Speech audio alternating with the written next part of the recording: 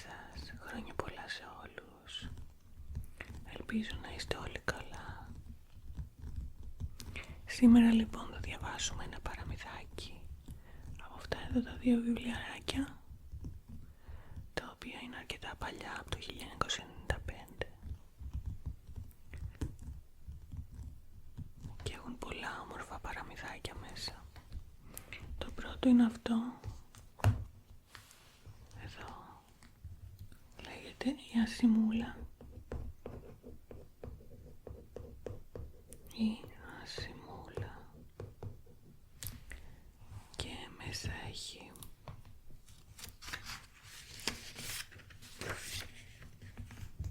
την Ασημούλα και άλλα 14 παραμύθια.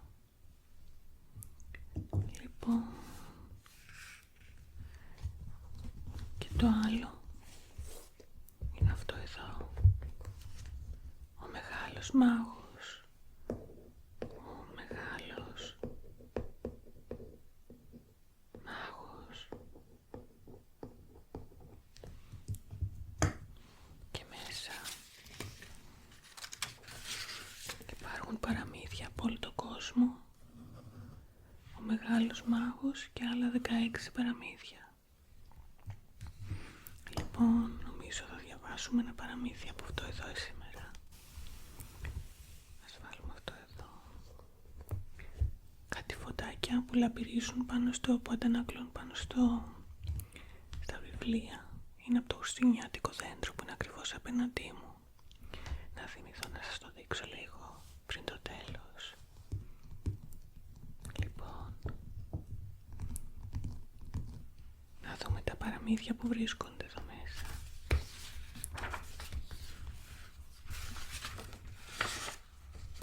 Είναι αυτά εδώ.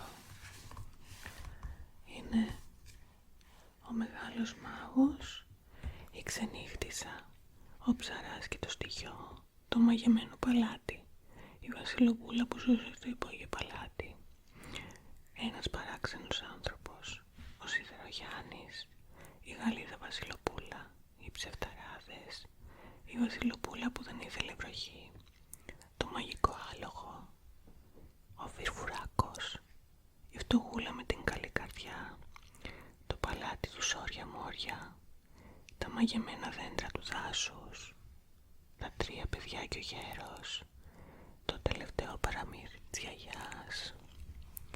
Λοιπόν, σκέφτηκα να διαβάσουμε αυτό εδώ, την ξενύχτισσα. Να το βρούμε. Είναι στην σελίδα 21. Είναι το δεύτερο παραμυθάκι.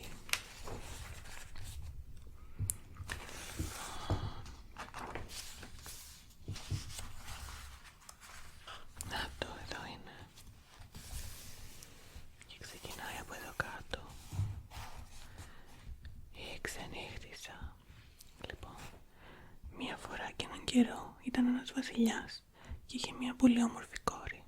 Με αυτό το κορίτσι όμως συνέβαινε κάτι το περίεργο.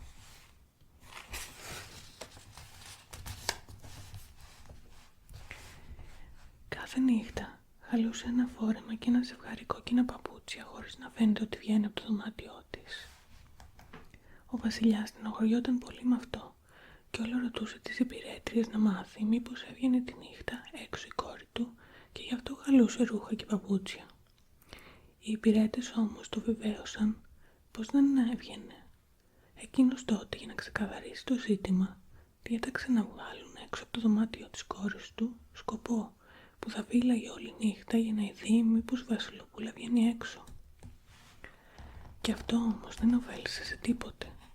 Ο σκοπός δεν την έβλεπε να βγαίνει, ενώ κάθε πρωί τα φορέματα και τα παπούτσια ήταν χαλασμένα πάντοτε. Χαλασμένα από περπάτημα και κίνηση και όχι με το χέρι. Ο βασιλιάς τότε θύμωσε πολύ και για να ανακαλύψει τι γίνεται έβγαλε αγγελιοφόρο στη χώρα και είπε: όποιος μπορέσει να ανακαλύψει πού πηγαίνει κάθε νύχτα η βασιλοπούλα και πώς χαλάει τα φορέματα και τα παπούτσια της θα την πάρει γυναίκα του. Όταν ακούστηκε η είδηση αυτή στη χώρα, ήρθαν πολλά γενναία παλικάρια από όλες τις μεριές για να ανακαλύψουν το μυστικό. Όμως κανένα δεν μπόρεσε να βρει που περνούσε τη νύχτα της η Βασιλοπούλα. Μόνο τούτο ήξεραν θετικά, ότι κάθε βράδυ τεινόταν όμορφα και ύστερα χανόταν μόνο μιας, χωρίς να μπορέσει να ειδεί κανείς που πήγαινε. Πολύ πρωί παρουσιαζόταν πάλι στο δωμάτιό της, με χαλασμένα ρούχα και παπούτσια.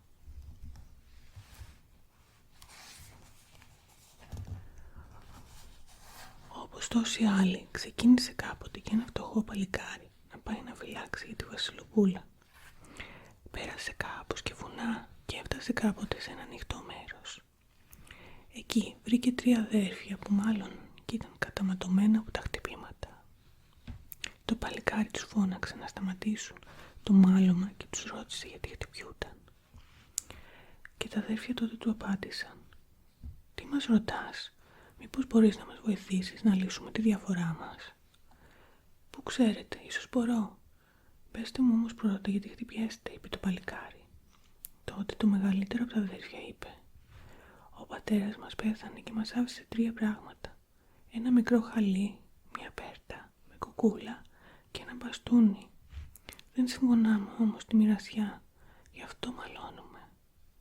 Το παλικάρι σαν άκουσε αυτά γέλασε και τους είπε: «Και για τέτοια μικροπράγματα κάθεστε και μαλώνετε και χτυπιέστε?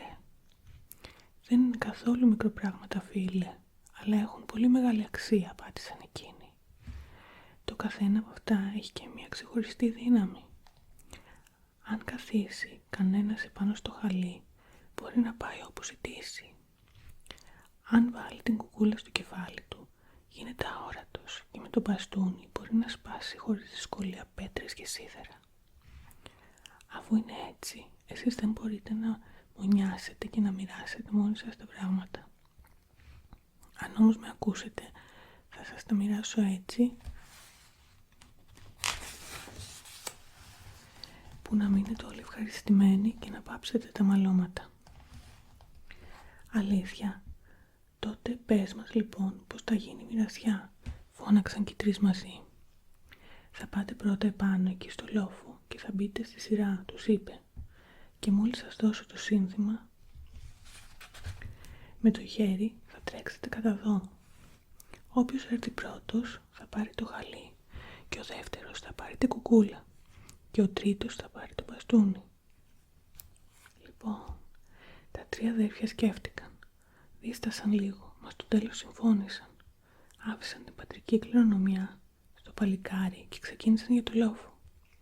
Καθώς όμως εκείνοι ακόμα πήγαιναν, ετούτος φόρεσε την κουκούλα, κάθισε πάνω στο χαλί, πήρε το μπαστούνι στο χέρι και είπε: «Γρήγορα, χαλί, στο παλάτι του βασιλιά». Αμέσως το μαγικό χαλί σηκώθηκε και πήρε δρόμο μες στον αέρα, ενώ τα 3 αδέρφια απόμειναν να κοιτάζουν.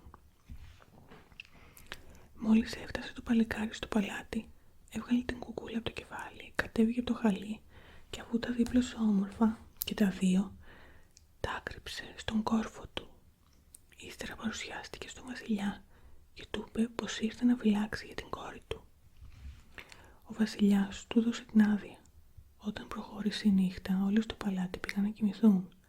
Το παλικάρι τότε ξάπλωσε μπροστά στην πόρτα της Βασιλοπούλας. Φόρεσε την κουκούλα και έτσι, αόρατο καθώς ήταν, πρόσεχε και αφουγκραζόταν το κάθε τι.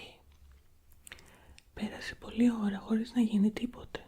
Όταν όμως χτύπησε 1 ώρα μετά τα μεσάνυχτα, άνοιξε η πόρτα και η Βασιλοπούλα πρόβαλε και κοίταξε ολόγυρα.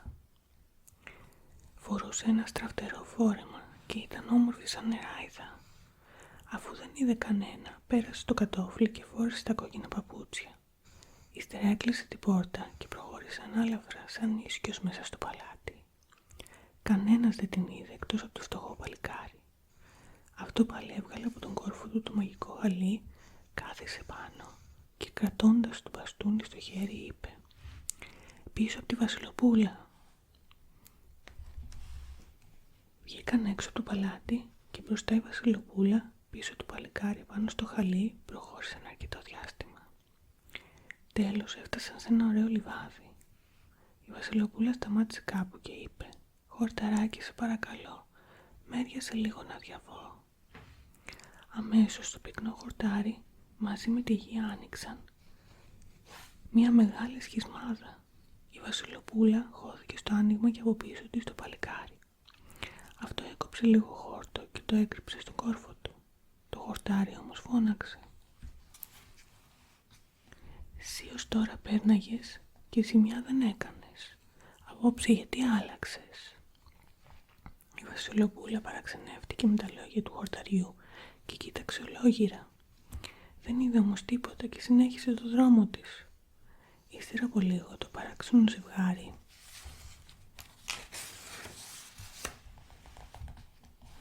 έφτασε σε έναν ωραιότατο κήπο, στον οποίο ήταν κάθε λογής δέντρα με καρπούς από χρυσάφι και πολύτιμες πέτρες. Τότε η Βασιλοπούλα είπε: «Δέντρα, σας παρακαλώ, κάντε τόπο να διαβώ». Και αμέσως τα δέντρα έκαμαν τόπο, αφήνοντας ελεύθερο ένα μονοπάτι. Η Βασιλοπούλα προχώρησε και από πίσω της, πάντα όρατος, επάνω στο χαλί του, ο φτωχός νέος. Τούτος πάλι, καθώς περνούσε, έκοψε μερικά από τα περίεργα φρούτα και τα άκρυψε στο κόρφο του.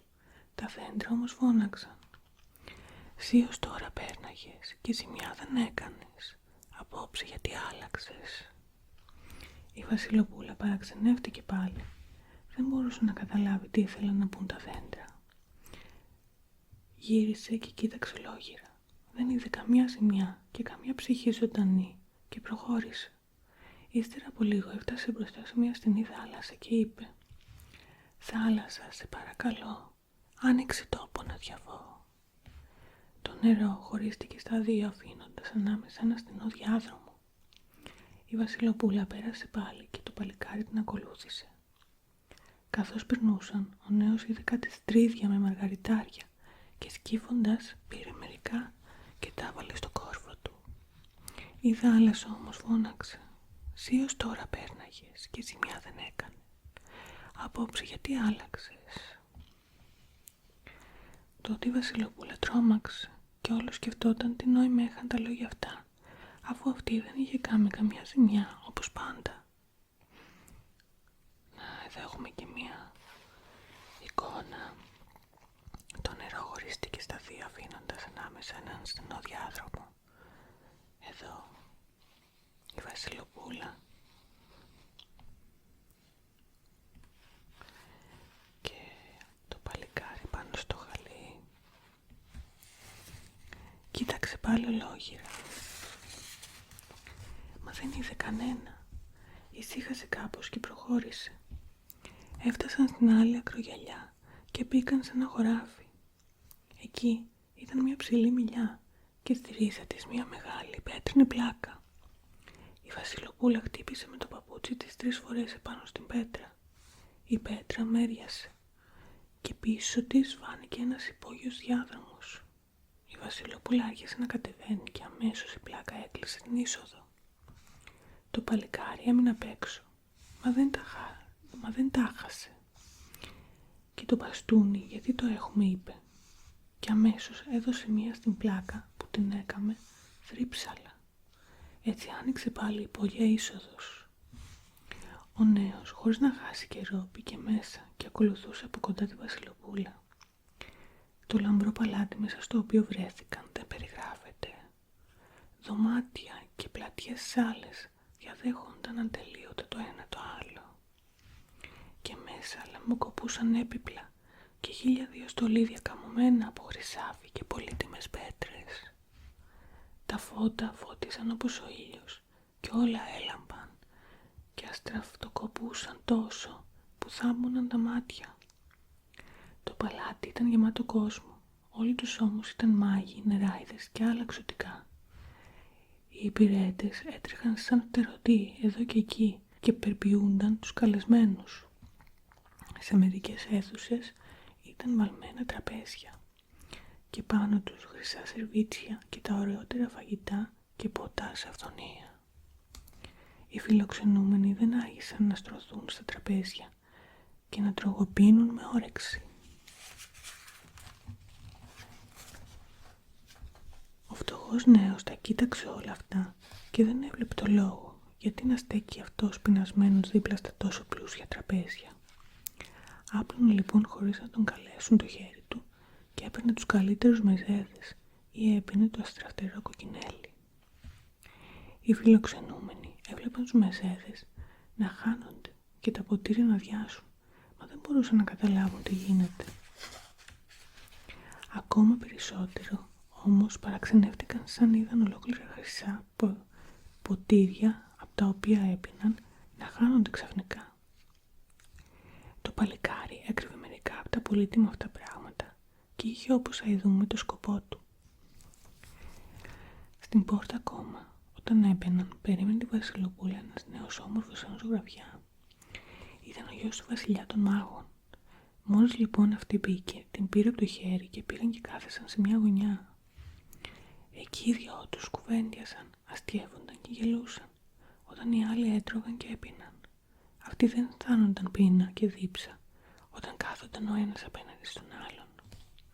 Ξαφνικά, ακούστηκε από κάπου μια ουράνια μουσική με φλάουτα. Όλοι, ακόμα και η Βασιλοπούλα με το γιο του βασιλιά των μάγων, σηκώθηκαν από τα τραπέζια και πήγαν προς το μέρος που ερχόταν η μουσική. Ο φτωχός νέος ακολούθησε κι αυτός. Μπήκαν σε μια πολύ μεγάλη σάλα που ολόγυρα είχε φιλτισένιες κολόνες. Απάνω στις κολόνες στηριζόταν ένας θόλος όμοιος με τον ουρανό και στη μέση του θόλου έλαμπε ένας ψεύτικος ήλιος και γύρω το φεγγάρι και τα άστρα. Εκεί δε πάνω ακούγονταν τα φλάουτα σαν να έπαιζαν τη μουσική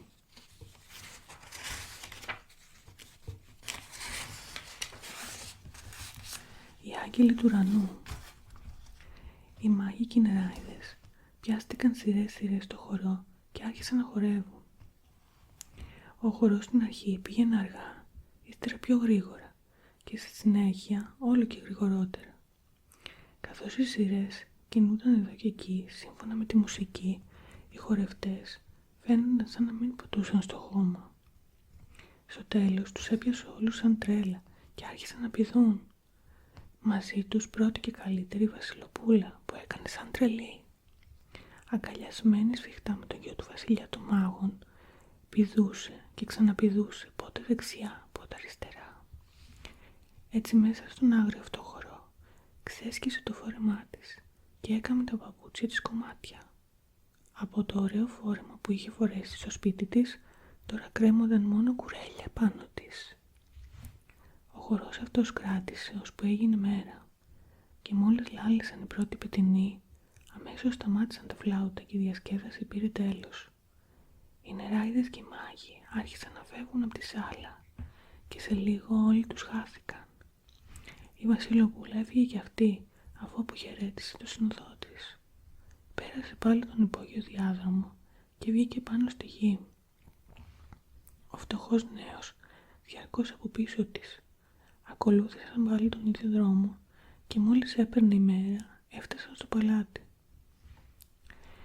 Η Βασιλοπούλα, χωρίς να την ειδεί ή να την ακούσει κανένας, μπήκε στο δωμάτιό της και ξάπλωσε στο κρεβάτι πεθαμένη από την κούραση. Το παλικάρι έβγαλε την κουκούλα, την δίπλωσε μαζί με το χαλί και τα άκρυψε στο κόρφο του. Έβαλε δίπλα του και τον μπαστούνι και ξάπλωσε την παλιά θέση του μπροστά στην πόρτα. Το πρωί ο βασιλιάς φώναξε το παλικάρι και το ρώτησε αν ανακάλυψε τίποτε. Αυτό του τα είπε όλα όσα είδε χαρτί και καλαμάρι. Πού πήγαινε η κόρη τη νύχτα, τι έκανε, γιατί τα φορέματά της κάθε πρωί ήταν ξεσκισμένα και πώς την είχε ακολουθήσει στο νυχτερινό της ταξίδι. Ο βασιλιάς έμεινε με το στόμα ανοιχτό όταν τα άκουσε όλα αυτά. Διέταξε να φέρουν την κόρη του και τη ρώτησε που ήταν τη νύχτα και γιατί το φόρεμά της ήταν σκισμένο. Αυτή απάντησε πως όλη τη νύχτα ήταν στο δωμάτιό της. Τότε ο βασιλιάς έκαμε νόημα στο παλικάρι και εκείνο τα επανέλαβε όλο μπροστά της.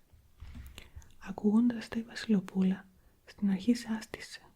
Δεν φαντάστηκε όμως πως ήταν δυνατόν το παλικάρι ή άλλος άνθρωπος να την ακολουθήσει στο νυχτερινό της περίπατο και να φτάσει στο υπόγειο παλάτι.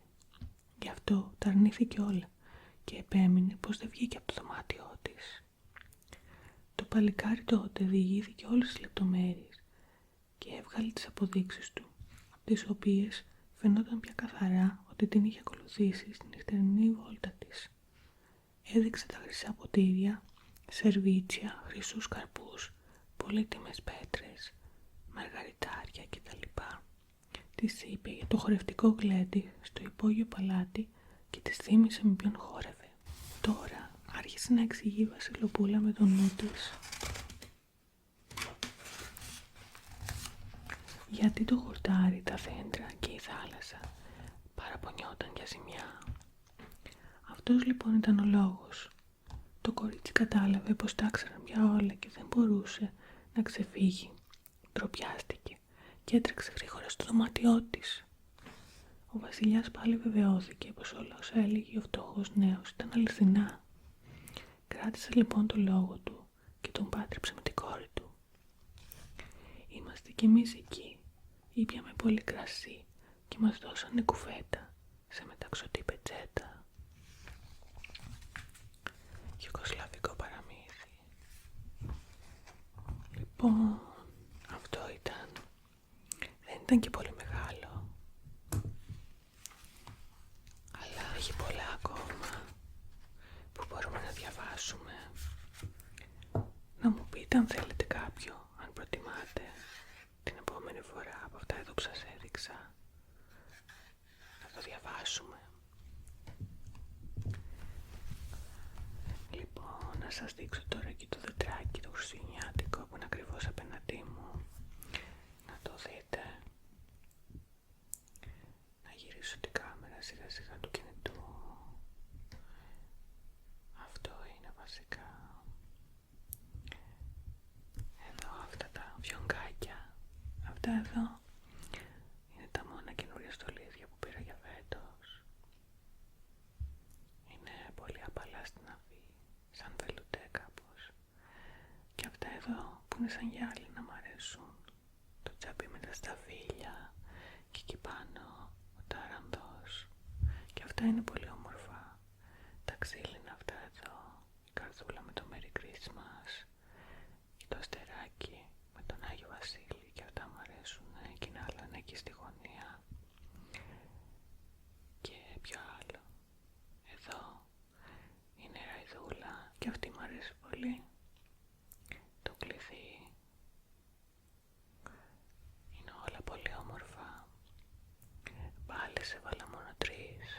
Αυτή είναι εκεί στην άκρη, στην άλλη άκρη. Και κάπου άλλο είναι η άλλη πιο ψηλά. Έβαλα μόνο 3 φέτος. Αλλά αυτό το δέντρο πρέπει να είναι τουλάχιστον 15 χρονών.